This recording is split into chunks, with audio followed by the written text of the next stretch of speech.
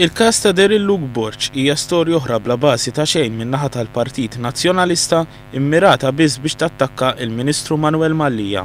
Għal dan l-eks deputat Jeffrey Pulicino Orlando waqt li kien qed jieħu sehem fil-programm Folji fuq One. Huwa kompla jgħid li f'dan il-każ il-kap tas-Segretarjat tal-Ministru Manuel Mallija, Silvio Xerri, mexa bliżjed mod korrett fejn huwa dderriġa lil Daryl Luke Borch għand il-Bord tal-Investigazzjoni tal-Pulizija. Silvio Xerri offrilu jwaslu l-Police Board. Xi trid iktar? Xi tridu jagħmel? L-għada ta' mhux 3 snin wara ta' l-għada. Xi tridu jagħmel iktar da? U ejja, mhijiex storja, qed nagħmlu storja minn xejn u rispettu. Intant f'dan l-istess programm Pulicino Orlando tkellem dwar il-politika li għadu miexi bija il-Partit Nazzjonalista. L-istess politika li waslitu għat-telfa storika ta' 9 ta' Marzu. Huwa kompla jgħid li jekk il-Partit Nazzjonalista ser jibqa' miexi f'din id-direzzjoni jista' jkollu telfa akbar minn dik li diġà ġarab. Nazzjonalista, sfortunatament tal-Partit Nazzjonalista hija blogger assoċjata mal-Partit Nazzjonalista. Daphne Caruana Galizia. Dan jaħdmu tandem. Wadri għal min ma jarafhomx dal-affarijiet. Wadri nerġgħu ngħidu għandu għamad kbir politiku fuq għajnejh. Tajjeb, l-attakki fil-konfront tal Lewis Grech saru qabel l-elezzjoni mill-blogger Daphne Caruana Galizia bl-aktar mod oxxen. Ħafna mill-attakki għadhom qed isiru permezz tal-artikolista Daphne Caruana Galizia li għad għandha konnessjonijiet kbar mal-Partit Nazzjonalista.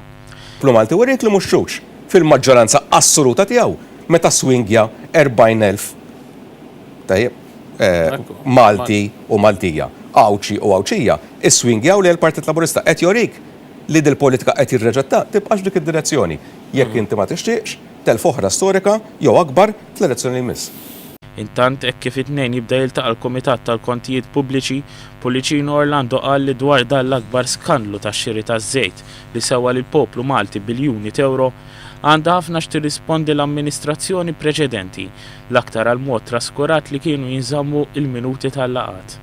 Huwa kompla jgħid li kien il-Partit Nazzjonalista stess li 10 snin ilu permezz tal-Ministru Joseph Bonnici propona l-użu tal-gass, iżda wara kien l-istess partit li għamel U-turn u mara l-impjant tal-BWSC.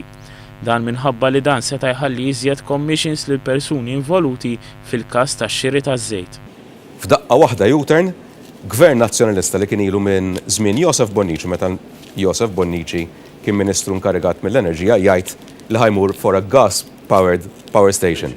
F'daqqa waħda jiddeċiedi, tajjeb, against kull ħaġa relatata mal-common sense, li jmur għal power station, tajjeb, li hija immexxija, li hija il-power tagħha hija ġenerata mill-iktar fuel li nniġġes fuq wiċċ id-dinja. Saħansitra nbidlu legal notice, tajjeb, midway through, tajjeb, it-tendering procedure biex nakkomodaw dan it-tip ta' impjant li nniġġes ħafna, tajjeb. F'dan l-istess programm ħadu sehem ukoll id-deputata Laburista Deborah Xkembri u l-ġurnalista tat-Times Kert Sansoni.